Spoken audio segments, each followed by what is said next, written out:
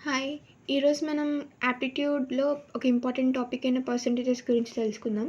First అయితే మనం బేసిక్‌గా ఒక ఫ్రాక్షన్‌ని పర్సెంటేజ్‌లోకి ఎలా కన్వర్ట్ చేయాలి, అలాగే పర్సెంటేజ్ ఉంటే దాన్ని ఫ్రాక్షన్ ఎలా కన్వర్ట్ చేయాలో తెలుసుకుందాం. ఫస్ట్ అయితే ఫ్రాక్షన్ ఒకటి 3/4 అలా తీసుకుందాం. దీన్ని మనం పర్సెంటేజ్‌లో ఎలా కనుక్కోవాలంటే ఇంటూ 100 చేయాలంట. ఇంటూ 100 చేద్దాం. 4 2 జా 8, 4 5 20. 25 ఇంటూ 3 75. అంటే 75%. అంటే ఏదైనా ఫ్రాక్షన్‌కి మనం ఇంటూ 100 చేస్తే పర్సెంటేజ్‌లోకి చేంజ్ చేసినట్టు. అలాగే ఏదైనా పర్సెంటేజ్‌కి మనం ఫ్రాక్షన్‌లో కన్వర్ట్ చేయాలంటే డివైడెడ్ బై 100 చేయాలంట. 2 3 25 3 25 4 3/4. అంటే 75% ఈక్వల్స్ టు 3/4 అనమాట ఫ్రాక్షన్ ఫామ్‌లో. సో ఇది మనకి ఎక్కడైనా క్యాలిక్యులేషన్ చేసేటప్పుడు ఈజీ క్యాలిక్యులేషన్స్ కోసం పర్సెంటేజ్ ఉంటే ఫ్రాక్షన్‌లోకి కన్వర్ట్ చేసుకొని ఈజీగా క్యాలిక్యులేషన్స్ చేయొచ్చు. ఇది మనకి ఫస్ట్ థింగ్. దాని తర్వాత మనం ఇవన్నీ బై హార్ట్ చేయాలనమాట. 1 ఈక్వల్ టు 100%, 1/2 ఈక్వల్స్ టు 50. అంటే హాఫ్ 1/2 తెలుసు కదా. 1/3 equal to 33.33. 1/6 equals to 16.66. 1/7 equals to 14.28.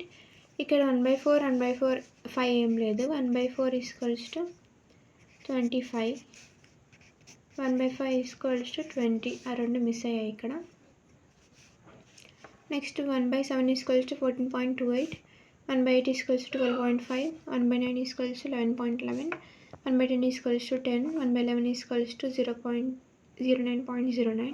1/12 equals to 8.33. 1/13 equals to 7.69. 1/14 equals to 7.14. 1/15 equals to 6.66. 1/17 equals to 1/16 6.25. 1/17 5.88. 1/18 5.55. and 1/19 equal to 5.26. 1/20 equals to 5. ఇవన్నీ మనం బై హార్ట్ చేసి పెట్టుకుంటే ఫర్దర్గా మనకి ఎప్పుడైనా క్యాలిక్యులేషన్స్కి యూజ్ అవుతాయి. పర్సెంటేజెస్లో ఇవన్నీ పక్కా వచ్చి ఉండాలి మనకి. 20 బై హార్ట్ చేస్తే చాలు. ఈ 20 మనం ఎలా యూజ్ చేయొచ్చు అంటే ఇప్పుడు 1/8 ఉంది. ప్రతి దానికి 1/8 ఎంత, ఈ ఒక 500 తీసుకుందాం. దాంట్లో 1/8 ఎంత అని అడిగినారనుకోండి, ఈజీగా చేసేస్తాము. కానీ ఒకవేళ 2/8 3/8 అడిగితే అప్పుడు ఏం చేస్తాం, 1/8 ఇంటూ 2 చేస్తే అయిపోతుంది. 3 అడిగితే ఇంటూ 3 చేస్తే అయిపోతుంది. సో అలా మనం ఇవి స్టాండర్డ్గా ఇవి నేర్చుకొని ఉంటే ఫర్దర్గా ఇలా ఏం అడిగినా మనం ఇంటూ 2 ఇంటూ 3 అలా చేస్తే సరిపోతుంది. సో అలా క్యాలిక్యులేషన్స్కి మనకి ఇవన్నీ బాగా యూజ్ అవుతాయి.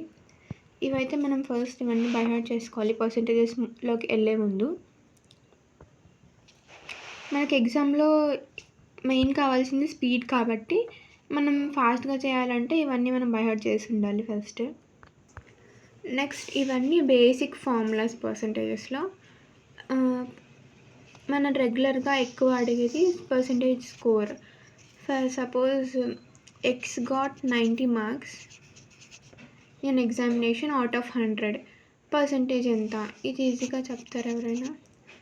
స్కోర్ అప్టైన్ అంటే వాళ్ళకి వచ్చిన score divided by total score. Total score ఎంతనో అంత వేసుకొని ఇంటూ 100. 90%. ఇదైతే ఈజీ ఉంది. కొన్ని కాంప్లెక్స్ అడుగుతారు కదా, అప్పుడు మనం ఈ ఫార్ములా యూజ్ చేయొచ్చు. Next A% B equals to B% A.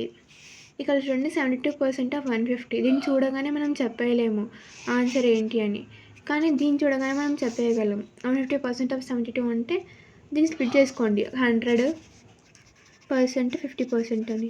100% of 72 అంటే 100 72. మళ్ళీ 50% అంటే దీంట్లో హాఫ్ కదా 72లో, ఎంత 36 అవుతుంది. 108. సో మనం ఎక్కువ క్యాలిక్యులేషన్ లేకుండానే ఈజీగా, నేను ఇప్పుడు చేయకుండా మైండ్లో కూడా చేసుకొని చెప్పేసుకోవచ్చు. ఇలా ఎందుకంటున్నా అంటే దీని బదులు కానీ A% of B equal to B% of A. అంటే ఏది చేసినా మనకు వచ్చే ఆన్సర్ సేమే. ఇది చేసినా సేమ్ వస్తుంది, ఇది చేసినా సేమే వస్తుంది. అలాంటప్పుడు మనం ఈజీ చేసుకొని తొందర అయిపోగొట్టుకుంటే మేలు కదా. అందుకు ఇలా మనకి ఏమన్నా అప్రాక్సిమేట్ వాల్యూస్ లైక్ 50%, 100%, 150% అలా ఉంటే ఇట్లా రివర్స్ చేసుకొని ఇలా చేయడం వల్ల మనకి ప్రాసెస్ అనేది చాలా సింపుల్గా చాలా ఈజీగా అయిపోతుంది. మనం ఎక్కువ కాంప్లెక్స్ చేసుకోకుండా ఇప్పుడు దీన్ని చేయాలంటే చూడండి 72% ఆఫ్ 150 అంట. అంటే 72/100 ఇంటూ 150. 5,000, 5 3 15, 2 3 6, 6 12, 6 18, ఇదంతా చేయాలి, ఇట్లా ప్రాసెస్ చేయాలి. ఇదైతే మనం చూడగానే చెప్పేయగలం కొంచెం ప్రాక్టీస్ ఉంటే. సో మనం ఇదొకటి గుర్తుపెట్టుకోవాలి. Next A percentage of B అంటే ఇది కొంతమంది కన్ఫ్యూజ్ అవుతూ ఉంటారు. ఏ పర్సెంటేజ్ ఆఫ్ బి అంటే ఏ కింద 100 ఉండాలి, లేకుంటే బి కింద 100 వేసుకోవాలా అని. ఏ పర్సెంటేజ్ ఆఫ్ బి, ఆఫ్ అంటే ఆఫ్ పక్కన ఉండే దానికి వేయకూడదు అనమాట. దీంట్లో బీలో ఉండే ఏ పర్సెంట్ ఎంత అని అడుగుతున్నారు. అంటే A by 100 into B. B percentage of A అంటే ఏని పక్కకు పెట్టుకొని బి బై 100 ఇంటూ మల్టిప్లై చేయాలి దాన్ని. నెక్స్ట్ ఇక్కడ ఫర్ సపోజ్ ఏదైనా ప్రోడక్ట్ తీసుకుంటే దానికి ఇనిషియల్గా ఒక ప్రైస్ ఉంటుంది. కొన్ని రోజుల తర్వాత కొంచెం ప్రైస్ ఇంక్రీజ్ అయింది, పర్సెంటేజ్ ఎంత అని అడిగారు అనుకోండి. అప్పుడు మనం ఫార్ములా ఇంక్రీజ్ వాల్యూ ఎంత ఇంక్రీజ్ అయింది అంటే ఇంతకుముందు ఇనీషియల్ వాల్యూ మైనస్ ఇప్పుడు ఎంత ఇంక్రీజ్ అయింది value by initial value into 100. Next decrease percentage కనుక్కోవాలంటే decrease by initial value into 100. Change అంటే ఎంత చేంజ్ ఉంది by initial value into 100. Error percentage కూడా సేమ్ అలానే కనుక్కోవచ్చు. ఇది ఒకటి. ఇంకొకటి ఈజీ ట్రిక్ అనమాట. If value increased by 1/n%, then how much it should be decreased to get same value. ఇప్పుడు మన దగ్గర 100 ఉంది, నేను వేరే అమ్మాయికి 50 ఇచ్చేసాను. మళ్ళీ నా దగ్గర సేమ్ అమౌంట్ రావాలంటే నేను ఎంత ఇవ్వాలి అంటే ఈజీగా చెప్పేస్తాను. మళ్ళీ 50 ఇస్తే సేమ్ ఇంతకుముందు అలాగే 100 ఉండిపోతుంది దగ్గర అని. కానీ అట్లా కాదు కదా, వాళ్ళు డైరెక్ట్గా వాల్యూ అడగడం లేదు, పర్సంటేజ్ అడుగుతున్నారు.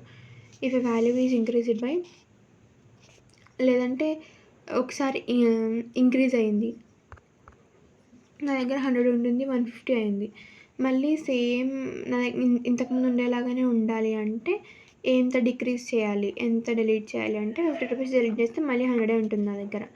అలా వాల్యూస్ కాకుండా ఇది పర్సంటేజ్ కాబట్టి మనం డైరెక్ట్గా సబ్ట్రాక్ట్ చేసి చెప్పలేము. సో ఒకవేళ 1/n% ఇంక్రీజ్ అయిందనుకో, మళ్ళీ ఆ వాల్యూ సేమ్ ఉండడానికి మనం ఏం చేయాలి, 1/n+1 డిక్రీజ్ చేస్తే సేమ్ వాల్యూ వస్తుందన్నమాట. ఇది ఒక ఫార్ములా. ఒకవేళ మనకి అక్కడ పర్సంటేజ్లో ఖచ్చితంగా పర్సంటేజ్ 1/4, 1/5, 1/50 అట్లా ఇంక్రీజ్ అవుతుందని లేదు కదా, ఒక్కొక్కసారి 2/3 అట్లా కూడా ఉండొచ్చు. సో దానికోసం ఇది value increased by a/n, then it should be decreased by a/n+1 to get the same value. Same ఇలానే n+1 కానీ పైన న్యూమరేటర్ కాకుండా న్యూమరేటర్ 1 కాకుండా వేరే ఏదైనా వస్తే సేమ్ అలా ఉంటుంది. ఇవి కొన్ని బేసిక్ ఇంపార్టెంట్ ఫార్ములాస్ అన్నమాట పర్సంటేజెస్లో.